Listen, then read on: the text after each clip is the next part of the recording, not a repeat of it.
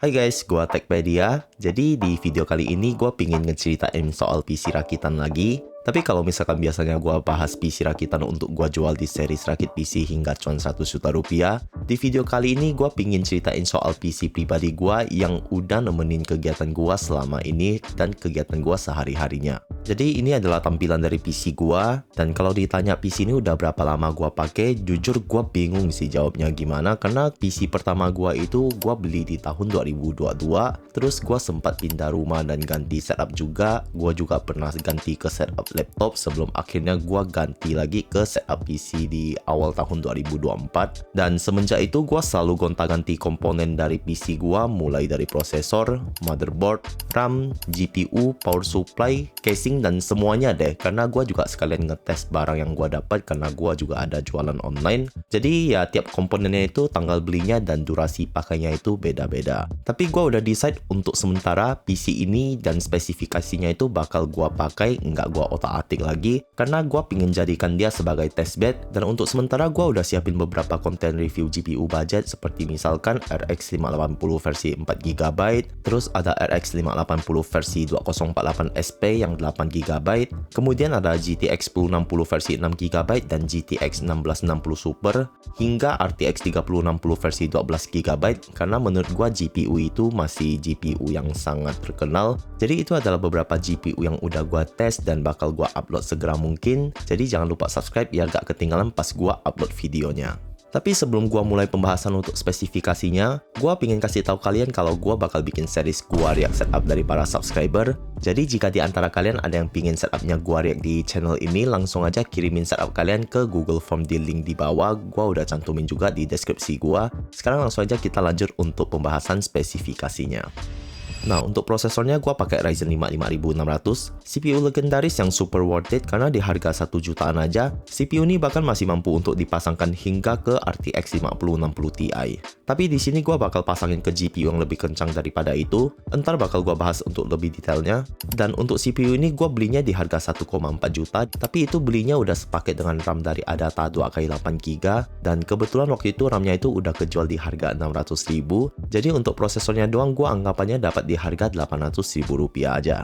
Next, untuk motherboardnya gue pakai dari ASRock B550M HDV, motherboard MATX dengan soket AM4 yang memiliki dot slot RAM dengan kapasitas maksimum di 64GB dengan speed up to 4600 MHz. Udah support XMP profile juga dan udah menggunakan PCIe LAN 4.0 serta memiliki slot SSD NVMe Gen 4. Dan untuk motherboard ini dulunya gue beli di Tokopedia, sisa garansinya itu masih ada 2 tahun dan gue belinya di harga Rp785.000 aja. Berikutnya untuk RAM-nya gue pakai dari Corsair Vengeance LPX 2x16GB dengan speed 3200 MHz dan cache latency di 16, 20, 20, 38. Tapi biar dapat performa yang lebih optimal, gue set RAM-nya itu ke 3600 MHz dan latensinya itu gue set ke 18, 22, 22, 38. Dan untuk RAM ini gue belinya murah banget di Tokopedia, garansinya lifetime full set cuman di harga Rp830.000 aja, sebelum harga RAM naik segila ini. Berikutnya untuk storage-nya gue pakai SSD SATA dari Patriot seri P120 dengan kapasitas 1TB. Gue lumayan hoki sih pas beli SSD ini karena dulunya gue beli di harga 600.000 doang dan kondisinya itu very like new, cuman dipakai 1 bulanan doang sama sellernya karena dia udah upgrade ke SSD NVMe. Dan untuk extra storage-nya gue tambahin SSD VGen Platinum dengan kapasitas 2TB karena gue butuh storage yang besar untuk simpan banyak game untuk gue jadikan di PC benchmark gue. Dan untuk SSD ini dulunya gue beli di harga 1,1 juta aja, dan itu kondisinya juga like new banget, bahkan power on time-nya itu cuma 6 hari doang. Jadi ya di PC gua emang cuma pakai SSD SATA doang, gua belum upgrade ke SSD NVMe. Tapi karena gua cuma pakai sebagai PC untuk gaming benchmark, gua nggak buat copy video atau file-file yang datanya besar, jadi pakai SSD SATA itu udah lebih dari cukup. Dan kelebihannya gua udah bisa dapat 3TB storage cuman di harga 1,7 juta, ya menurut gua sih itu masih worth it aja. Berikutnya untuk PSU-nya gue pakai dari Lianli SP750, PSU Mini ITX dengan kapasitas 750W dan udah bersertifikasi Gold. Sebelumnya gue sempat pakai casing dari Lianli Dynamic Mini yang versi pertama,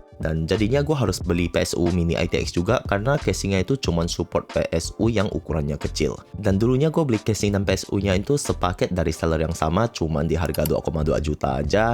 Garansinya masih tersisa 4 tahun karena selnya cuma pakai kurang lebih setahun. Jadi untuk PSU-nya doang itu gue anggapannya dapat di harga 1,1 juta. Dan untuk casingnya sekarang gue udah ganti ke tipe Cube Gaming Regus. Casing MATX dengan desain panoramik, support up to 9 fans dan panjang GPU hingga 420 mm. Untuk build quality-nya menurut gue udah cukup oke untuk harganya yang cuma berada di kisaran 600.000. Ya walaupun nggak bisa dibandingin dengan Lian Li sih, yang build quality-nya emang terkenal sangat kokoh dan itu OP banget sih, terlalu berat menurut gua. Tapi ya wajar lah, harganya aja beda hingga 3 kali lipat. Tapi overall menurut gua build quality dari casing ini udah sangat decent dan gua pribadi sangat suka dengan tampilannya karena menurut gua unik aja. Dia ada model kayak sudut gitu di bagian sikunya. Dan untuk casing ini gua beli di Facebook Marketplace. Kondisinya sangat seperti baru karena cuma dipakai seminggu doang sama sellernya, dan itu udah sepaket juga sama 9 fan-nya itu cuma di harga Rp900.000 aja. Cuman kemarin gue sempat tukar fan-nya jadi forward semua karena fan dari sellernya itu kecampur-campur posisi konfigurasi forward dan reverse-nya. Terus ada beberapa yang beda merek juga. Plus gue ada tambahin RGB controller juga yang harganya murah meriah cuma 100.000 doang karena motherboard gue belum support ARGB 3 pin. Terakhir untuk CPU coolernya gue pakai dari Thermalite Peerless Assassin 120 SE ARGB. Air cooler dual tower yang sempat sangat viral karena performanya itu yang sangat worth it, karena CPU cooler ini bahkan bisa menyamai bahkan unggul tipis dibandingkan Noctua NHD15 yang dulunya disebut sebagai air cooler terbaik di dunia per-PC-an. Dan untuk cooler ini gue belinya second di Tokopedia. Kondisinya beneran like new dan full set juga, cuma rada kotor aja tapi udah gue bersihin dan gue belinya itu dulu di harga Rp410.000 aja. Dan terakhir untuk komponen utama yang gue pakai di PC pribadi gue, untuk GPU-nya gue pakai RTX 3080 dari MSI Gaming Z Trio dengan versi 10GB. GPU flagship dari Nvidia yang performanya gak perlu diragukan lagi karena bahkan masih mengungguli performa dari RTX 4070 dan kalah tipis dari RTX 4070 Super. Ntar gue bakal tunjukin hasil dari gaming benchmarknya, dan GPU ini masih termasuk GPU monster yang bisa ngelibas semua game dengan sangat lancar. Dan untuk GPU ini dulunya gue beli di Tokopedia. Kondisinya masih sangat mulus, full set dan masih segel juga, tapi yang paling penting adalah dia masih punya sisa garansi selama 1 tahun. Jadi itu dia spesifikasi sementara dari PC pribadi gua yang bakal gua jadikan untuk testbed, dan alasan kenapa gua pakai Ryzen 5 5600 bukan seri X3D seperti 5700 X3D atau misalkan 7800 X3D, karena menurut gua kalau misalkan gua pingin lebih relevan dari sudut pandang dari view yang nonton video reviewnya. Nah, kalau misalkan mereka pasti nontonnya karena pingin ngebeli GPU budget, tentunya mereka kalau ngerakit PC juga pasti pakai CPU yang budget juga. Dan yang paling penting, performa dari CPU-nya itu nggak nge-bottleneck GPU-nya pada saat gua ngetes, dan gua cukup pede karena gua udah ngetes prosesor ini pakai RTX 3060 Ti dan RTX 3080 yang gua sebutkan tadi. Jadi kalau misalkan gua reviewnya GPU di bawah itu, pastinya masih sangat aman. Dan untuk total build dari PC rakitan pribadi gua ada di harga Rp11.725.000, dan menurut gua harga ini masih sangat worth it karena mengingat market sekarang yang harga komponennya itu udah naik parah. Gua bahkan masih bisa pakai dan jual PC ini dan masih bisa mendapatkan profit yang lumayan decent juga. Dan sekarang gua bakal tunjukin ke kalian hasil dari gaming benchmarknya. Di sini gua ngetesnya pakai raw performance dari PC ini, jadi gua gak pakai upscaling dan gak pakai ray tracing, dan gua ngetesnya itu di resolusi ultrawide QHD atau 3440p x 1440p karena gua pakai monitor ultrawide 34 inch di setup pribadi gua. Sekarang langsung aja kita masuk ke gaming benchmarknya.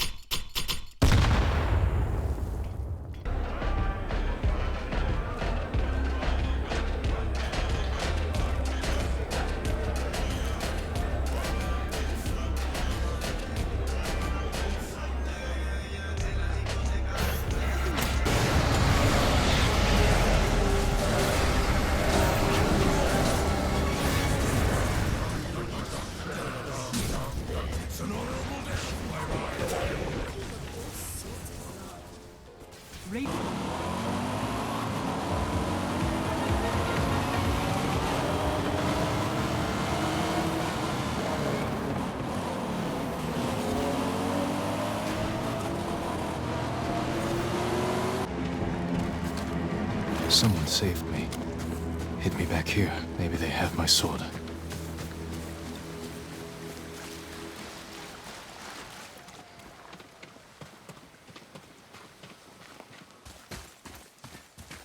What did you find? Tracks. Not deer, though. I'll keep looking.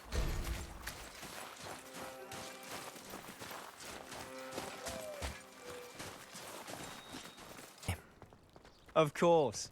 You're the only one who's ever bested me in a duel.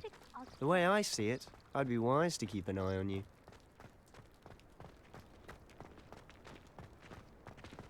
Speaking of Weasley, she seems to have taken...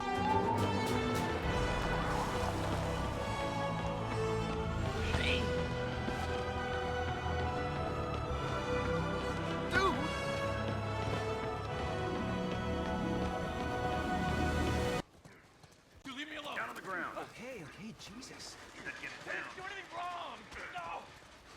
Seems like more people are getting infected. That just means more people are sneaking out.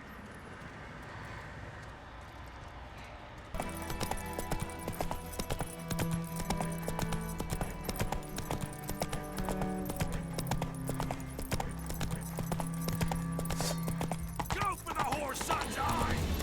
Bring in your guts, Target down. Get out of here.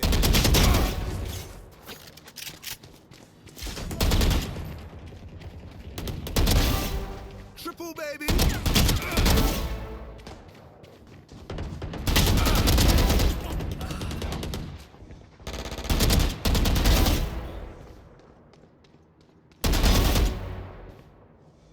Jadi itu dia review dan cerita singkat dari PC pribadi gua. Overall gua sangat puas dengan PC ini karena dia udah sangat bisa diandalkan buat nge-handle game-game berat di zaman sekarang dengan sangat lancar dan bahkan cuma menggunakan raw performance. Dan gua ngetesnya itu di resolusi ultra wide QHD yang jelas lebih berat dibandingkan resolusi 2K pada monitor biasanya. Dan secara estetika PC ini menurut gua udah cakep banget. Casing model aquarium seperti ini emang nggak pernah salah. Dan gua sangat senang lah punya PC ini karena dia udah bisa memenuhi semua ekspektasi gua baik dari secara performa maupun secara estetikanya di atas meja setup gua. Jadi itu aja video gua kali ini. Sekali lagi jangan lupa kirimin setup kalian ke Google Form di kolom deskripsi di bawah. Thank you banget buat kalian yang udah nonton video ini sampai akhir. Gua Techpedia and I'll see you guys on the next one. Bye bye.